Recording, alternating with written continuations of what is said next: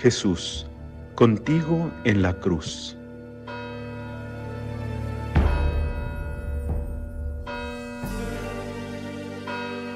Pasión de nuestro Señor Jesucristo según San Juan.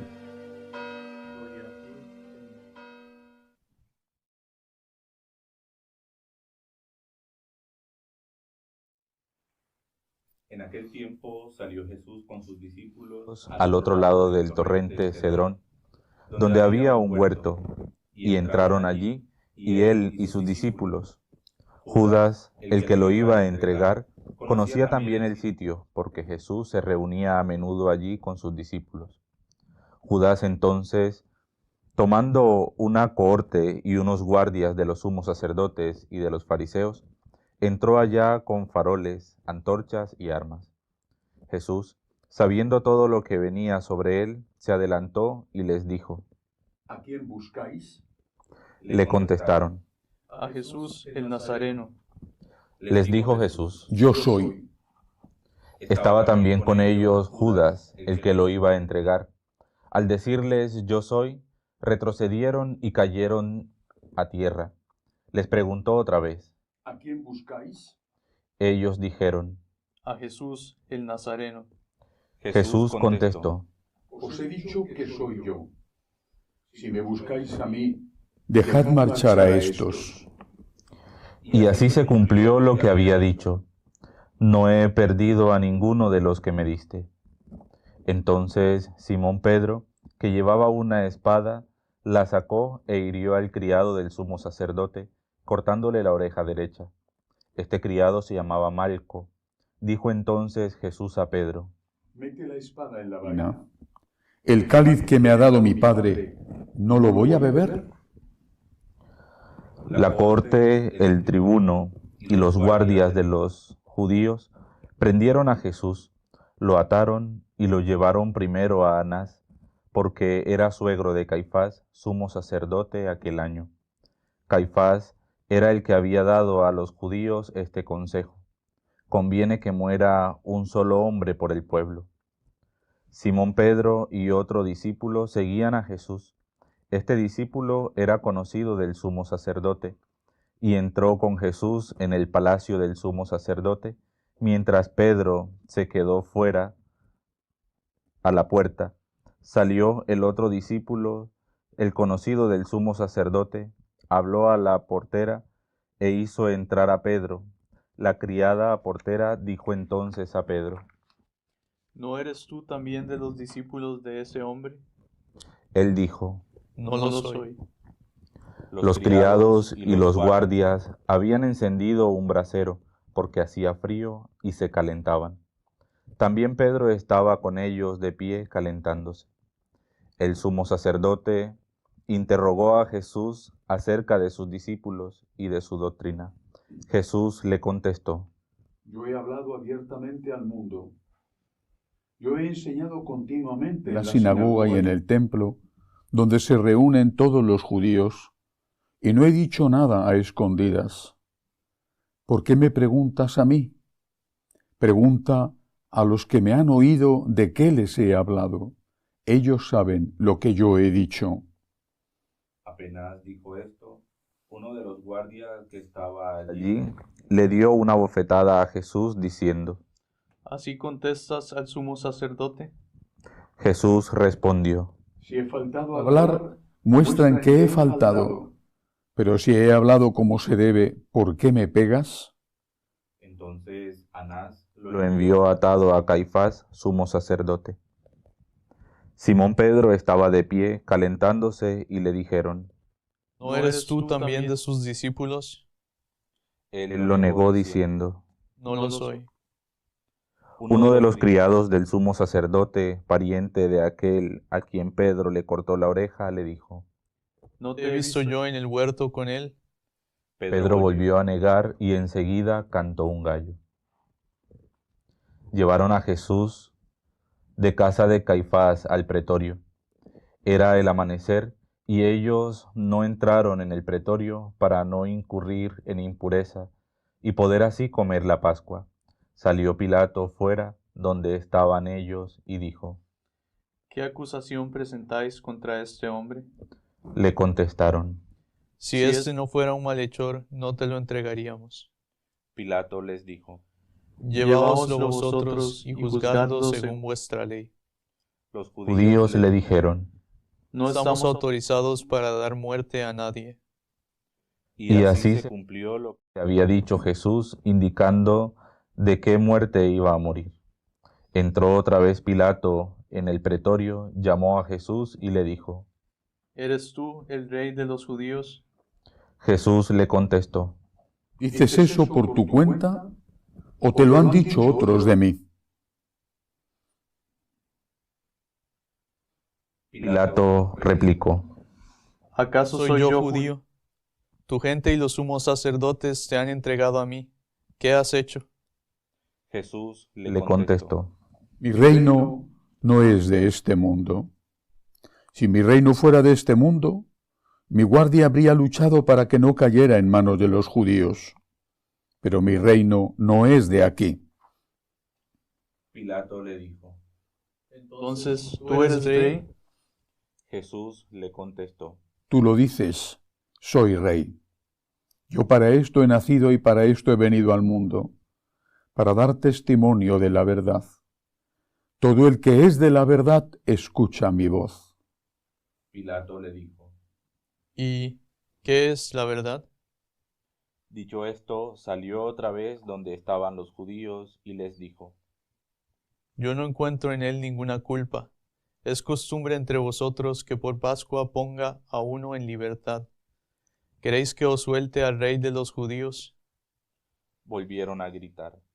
A ese no, a Barrabás. El tal Barrabás era un bandido.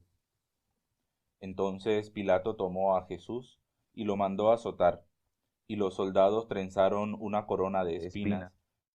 Dieron en la cabeza y le echaron por encima un manto color púrpura. Y acercándose a él le decían, Salve, rey de los judíos. Y le daban bofetadas. Pilato salió otra vez afuera y les dijo, Mirad, os lo saco afuera para que sepáis que no encuentro en él ninguna culpa. y salió Jesús Jesús afuera, llevando la corona de espinas y el manto color púrpura. Pilato les dijo. He aquí al hombre. Cuando lo vieron los sumos sacerdotes y los guardias, gritaron. Crucifícalo, crucifícalo. Pilato les dijo. Lleváoslo vosotros, crucificadlo, porque yo no encuentro culpa en él. Los judíos Le contestaron. Nosotros tenemos una ley, y según esa ley tiene que morir, porque se ha hecho hijo de Dios. Cuando Pilato Oyó estas palabras, se asustó aún más. Entró otra vez en el pretorio y dijo a Jesús. ¿De dónde eres tú? Pero Jesús no le dio respuesta. Y Pilato le dijo. ¿A mí no me hablas? ¿No sabes que tengo autoridad para soltarte y autoridad para crucificarte? Jesús le contestó. No tendrías ninguna autoridad sobre mí si no te la hubieran dado de lo alto. Por eso, el que me ha entregado a ti tiene un pecado mayor. Desde este momento Pilato trataba de soltarlo, pero los judíos gritaban. Si sueltas a ese, no eres amigo del César. Todo el que se hace rey está contra el César. Pilato entonces, al oír Estas palabras, sacó afuera a Jesús y se sentó en el tribunal, en el sitio que llaman el enlosado, en hebreo, Gábata. Era el día de la preparación de la Pascua, hacia el mediodía. Y dijo Pilato a los judíos. He aquí a vuestro rey. Ellos gritaron. Fuera, fuera, crucifícalo. Pilato les dijo. ¿A vuestro rey voy a crucificar? Contestaron Los sumos sacerdotes. No tenemos más rey que al César. Entonces se lo entregó para que lo crucificaran. Tomaron a Jesús y cargando él mismo con la cruz, salió al sitio llamado de la calavera, que en hebreo se dice Golgota, donde lo crucificaron, y con él a otros dos, uno a cada lado, y en medio Jesús. Y Pilato escribió un letrero y lo puso encima de la cruz. En él estaba escrito: Jesús el Nazareno, el Rey de los judíos. Leyeron el letrero muchos judíos porque estaba cerca el lugar donde lo crucificaron a Jesús, y estaba escrito en hebreo, latín y griego.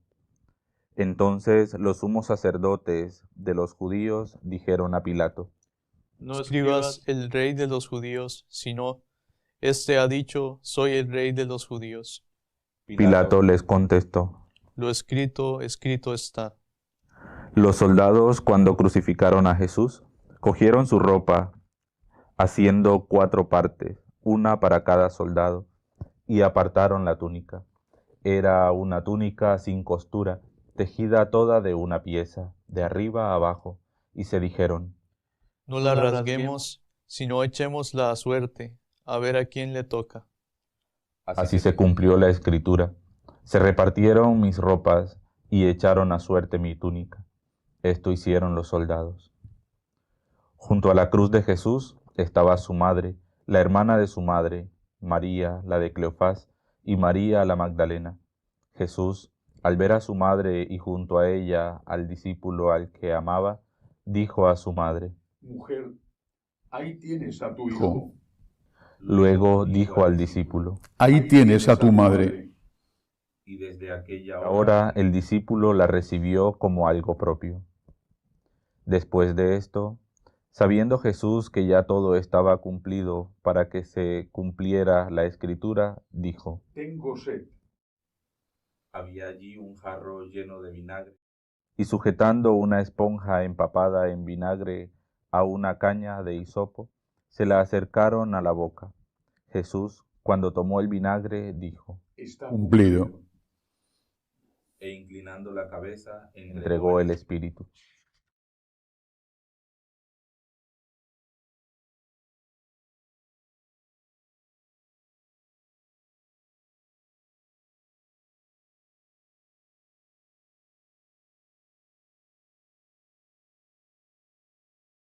Los judíos entonces, como era el día de la preparación para que no se quedaran los cuerpos en la cruz el sábado, porque aquel sábado era un día grande, pidieron a Pilato que les quebraran las piernas y que los quitaran.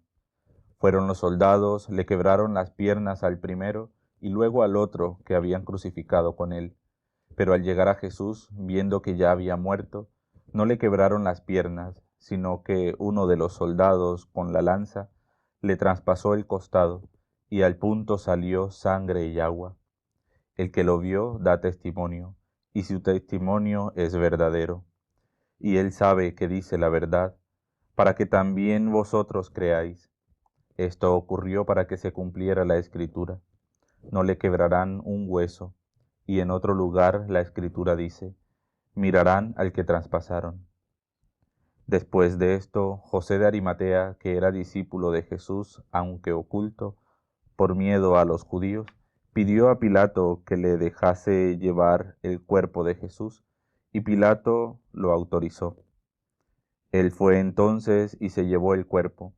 Llegó también Nicodemo, el que había ido a verlo de noche, y trajo unas 100 libras de mistura de mirra y aloe. Tomaron el cuerpo de Jesús y lo envolvieron en los lienzos con los aromas, según se acostumbraba a enterrar entre los judíos. Había un huerto en el sitio donde lo crucificaron, y en el huerto un sepulcro nuevo, donde nadie había sido enterrado todavía. Y como para los judíos era el día de la preparación, y el sepulcro estaba cerca, pusieron allí a Jesús. Palabra del Señor. Gloria a ti, Señor Jesús.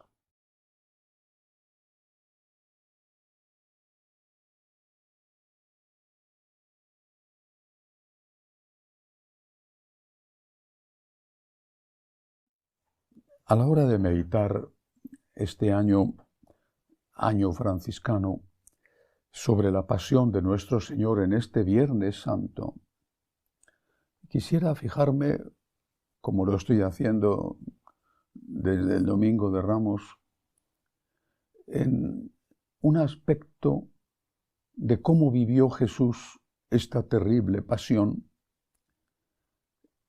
que es algo que de alguna manera nos va a suceder o nos ha sucedido ya a cada uno de nosotros. Me refiero a cómo vivió Jesús desde la humildad.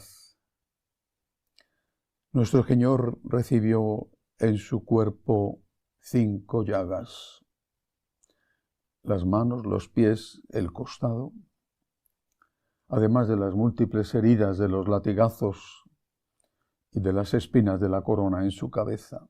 5 llagas. 5 heridas que también fueron para él una humillación. La primera, su primera humillación, lleva el nombre de la traición. La traición. Pedro le había dicho en la última cena, aún no hacían 24 horas, que estaba dispuesto a dar la vida por él. No tardó mucho en negar que le conocía. Judas, apóstol de confianza, tan de confianza que llevaba la administración, y uno no deja el dinero a alguien en quien no confíe mucho. Judas le entrega, le vende. Jesús le dice cuando le besa para identificarle en medio de la noche, con un beso, entregas al Hijo del Hombre la traición. La traición de aquellos que le habían prometido dar la vida por él, que le habían dicho que le amaban.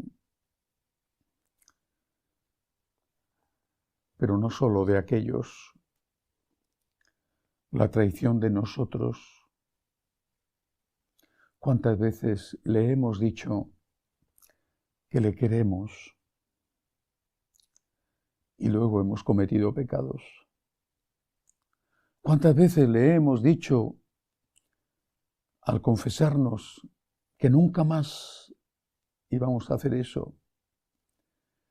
Y quizá al poco tiempo lo hemos repetido. La traición, nuestra traición, no solo la de Pedro, la nuestra.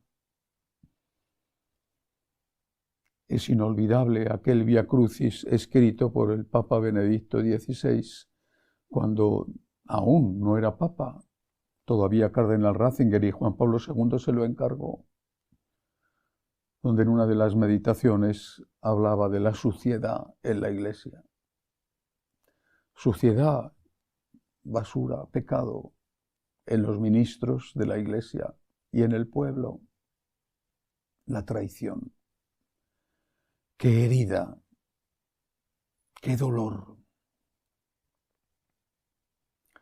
La segunda llaga, la segunda humillación terrible, fue el dolor físico. La traición la había experimentado aún sin sufrir. Solo un bofetón que le dieron en el huerto delante de Anás, el sacerdote. Pero después vino el sufrimiento.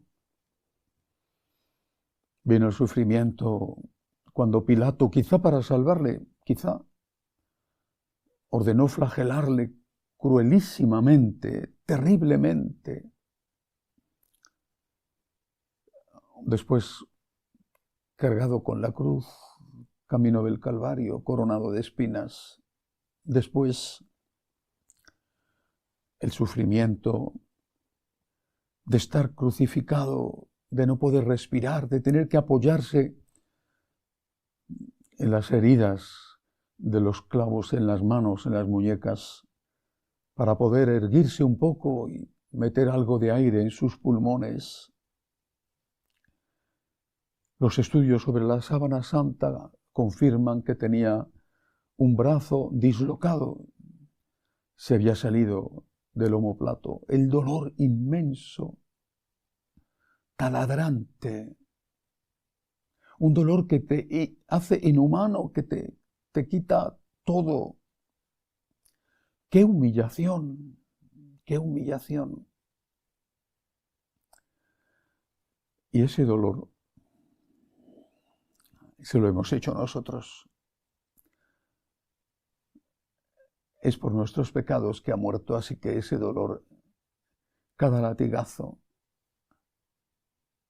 cada golpe, se lo hemos dado cada uno de nosotros. Cada pecado a Él le golpea, a Él le hiere. Y Él, Cordero inocente, tiene que aguantar lo que nosotros le hacemos, que es en realidad lo que nosotros merecemos. Ese dolor físico espantoso fue la segunda llaga, la segunda humillación. Tercera llaga, tercera humillación, la impotencia. Hubiera querido salvar a su madre y ahorrarle el sufrimiento de verle morir, pero la necesitaba allí y ella no quería estar en otro sitio.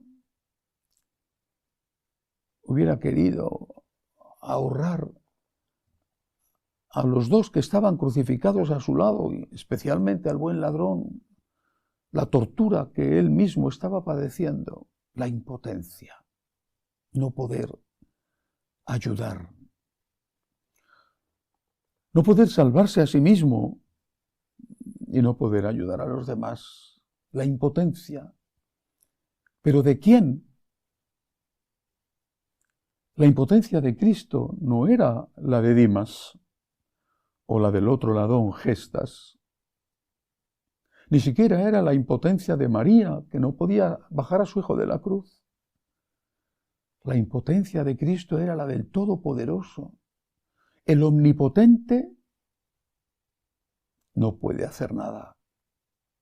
El Omnipotente está clavado en un madero y no puede hacer nada, ni por él ni por los demás. ¡Qué dolor!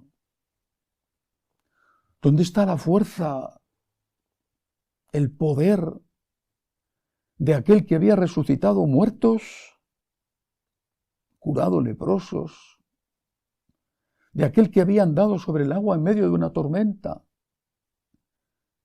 de aquel que había multiplicado panes y peces para alimentar a una multitud? Ahora es un guiñapo humano clavado en un madero, sin poder.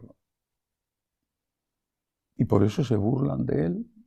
A otros ha salvado, que se salve a sí mismo. Ha perdido su poder. Mejor dicho, ha renunciado a él.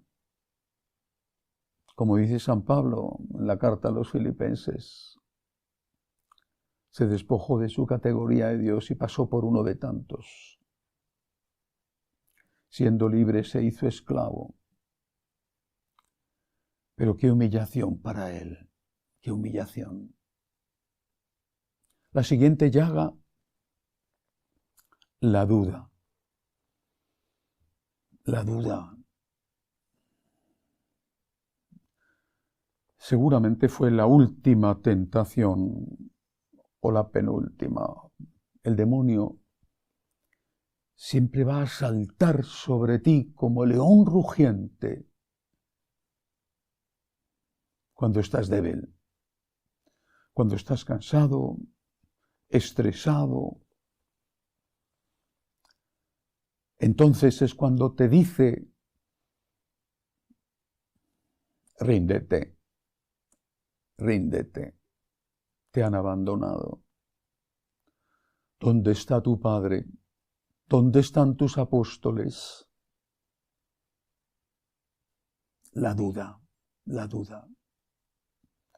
Que Jesús expresa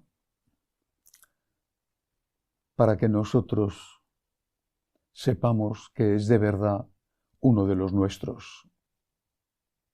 Y la expresa diciendo, Eloí, Eloí, lama sabactani. Dios mío, ¿por qué me has abandonado? En el huerto le había llamado Abba, que sería la traducción de papá, papaíto, ternura, la ternura del niño, que habla con su papá querido y le pide ayuda. En la cruz le llama con el nombre oficial en arameo o en hebreo, Eloí, o bien Elí. Las dos versiones aparecen en los evangelios. Dios, ¿por qué me has abandonado? La duda, la última tentación, la última.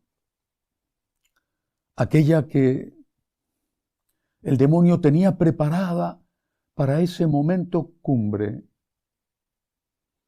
porque sabía que ya no tenía fuerzas, que el dolor le había destruido, que ya la sangre apenas regaba su cerebro y que todo era confusión en su cabeza.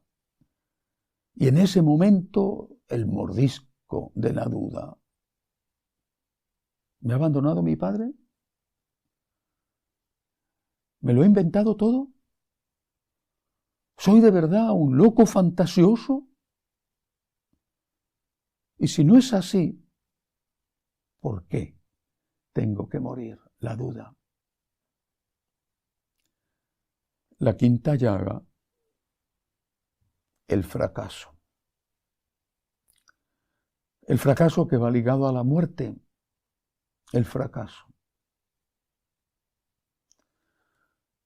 El fracaso que significa que se ha equivocado, que no ha servido para nada todo lo que ha hecho, todo lo que está haciendo. He fracasado. Ese fracaso amargo, sin marcha atrás, porque ya no hay otra oportunidad, está muriendo, a punto de morir. He fracasado. ¡Qué herida terrible! Dios, la Santísima Trinidad y por lo tanto también el propio Cristo, quiso esto. Quiso estas 5 llagas, estas 5 heridas. Bebió hasta el fondo todo lo que había en ese cáliz de la amargura.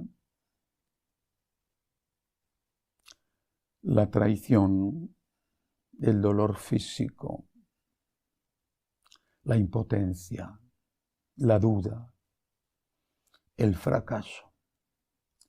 Uno de los nuestros hasta el final. El Viernes Santo no es lo último de la historia, lo sabemos. El Viernes Santo es una puerta que hay que cruzar. Y a través de cada una de esas llagas se pasaba a la resurrección. Pero ahora estamos en el Viernes Santo. Estamos cruzando la puerta. Estamos en plena herida, en pleno dolor. Él por nosotros. Y ahora mirémonos a nosotros.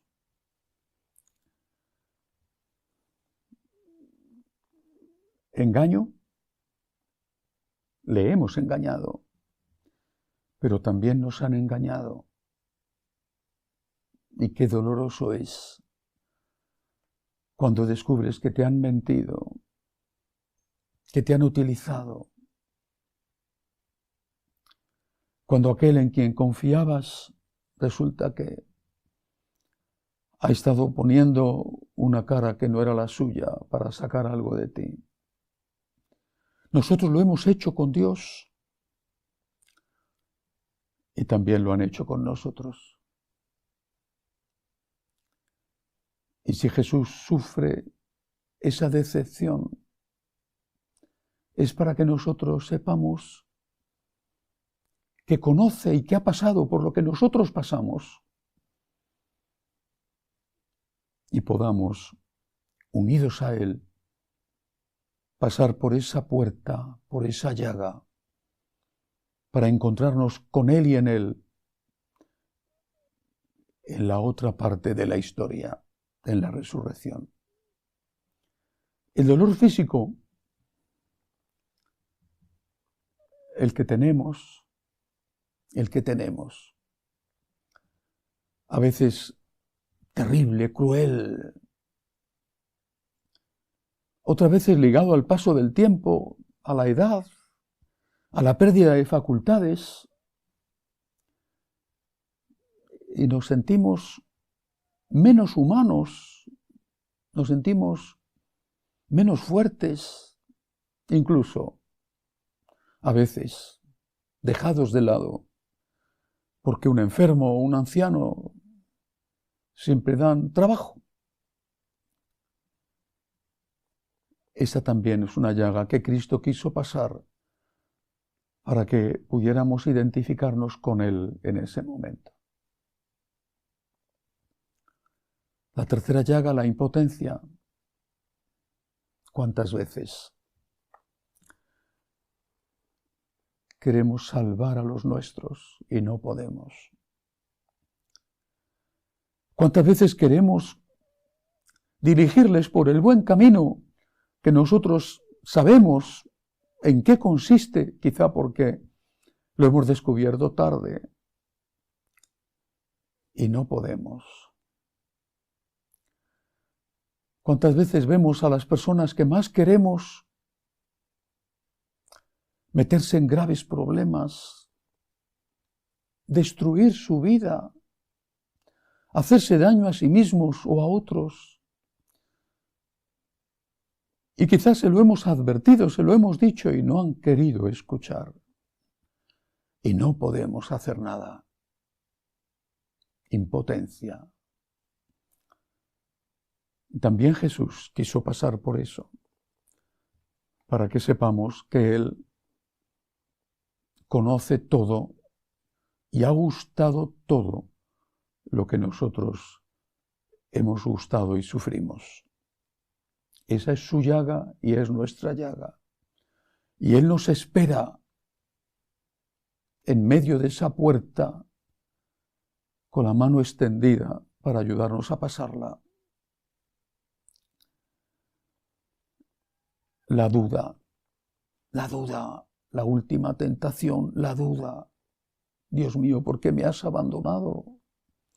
Señor, ¿por qué permites esto? ¿Por qué permites que mi hijo sufra? ¿Por qué permites que mi país esté así? ¿Por qué permites que esta guerra, este terremoto, esta situación de hambre, este político corrupto, ¿por qué, Señor, permites que no tenga trabajo, que yo mismo esté enfermo? Tantas cosas. ¿Por qué, Señor? ¿Por qué? Hay preguntas por cosas pequeñas y hay preguntas por cosas muy graves. Pero siempre es igual la duda. La duda te muerde. La duda te devora por dentro. La duda te separa de Dios. La duda, la gran arma del demonio, te invita, como lo decía la mujer de Job a su marido, te invita a escupir al cielo y a morir. ¿Cuántos se han alejado de Dios y han perdido la fe por esa última tentación, la duda? ¿Por qué existe el mal en el mundo? ¿Por qué, si Dios es amor, esto lo permite? ¿Por qué? Jesús se bebió también esas gotas de hiel en su cáliz de amargura, para que una vez más y también en eso nosotros supiéramos que conoce todo lo nuestro y que ha pasado por donde nosotros que estamos pasando. La última herida, el fracaso. El fracaso. Lo has intentado, no sé, tener una buena familia, un trabajo de éxito, o ayudar a gente, a tu propia patria, Y el resultado es tan pequeño o no existe incluso el fracaso. El fracaso. ¿De qué ha servido todo? Tanto trabajo, tantas horas de esfuerzo, tanto sufrimiento, tantas renuncias. ¿De qué ha servido todo? ¡Qué humillación! Porque es tu soberbia la que se revela. ¿A quién buscabas? ¿A Dios o al éxito? Cuando hacías eso, ¿buscabas hacer la voluntad de Dios o el aplauso de los hombres? Cuando llega la hora del fracaso, muchas veces ligada a la hora de la muerte o al menos de la ancianidad, se hace muy difícil cruzar esa puerta, pasar por esa llaga. Pero también está Jesús ahí para ayudarte. Y cuando sufres por la herida de la decepción y de la traición, Jesús te dice: yo no te he traicionado, yo estoy contigo.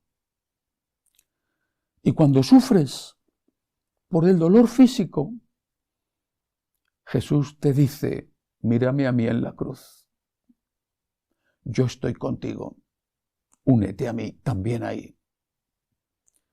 Y cuando es tu impotencia por poder ayudar a los que amas, Jesús te dice: sé lo que estás pasando, pero si me ofreces tu dolor, si te unes a mí en él, será la moneda más preciosa.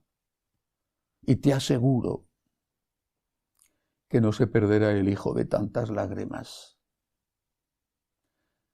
Y cuando la llaga es la de la duda, es el Señor el que desde la cruz expresa su duda, quien te dice: confía, confía,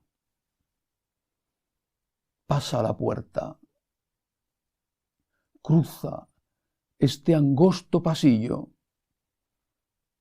confía, confía. En la oscuridad, confía, como he hecho yo. Confía en mí, que yo he confiado en el Padre. Y cuando llega la llaga definitiva, la que el soldado le hizo con la lanza en el costado, de la cual salió sangre y agua. Cuando llega la llaga del fracaso, cuando ya no tienes la oportunidad de volver a empezar, cuando sientes que tu vida no sirve para nada o para tan poco, el Señor te dice: únete a mí, el fracasado. Únete a mí, que soy el engañado, el torturado, el impotente, el lleno de dudas, el fracasado. Únete a mí, únete a mí. Si morimos con Él, viviremos con Él. Si morimos con Él, resucitaremos con Él. Y eso, que mientras que estamos cruzando la puerta, mientras que estamos atravesando la llaga, es solamente sufrimiento, se transformará siempre en paraíso, en bendiciones, en gloria. Así que hoy, en este Viernes Santo, desde la humildad de aquel que fue llamado el Alter Christus, de aquel que en el monte Auvernia experimentó las 5 llagas, de aquel que antes de ver al serafín, como le imprimía en su cuerpo esas llagas, le dijo: quiero amar como tú y sufrir como tú. Con ese espíritu del humilde Francisco, nosotros le decimos: Señor, ayúdame a abrazarte a ti en cada herida, ayúdame a cruzar la puerta, ayúdame a morir contigo para vivir contigo. Que así sea.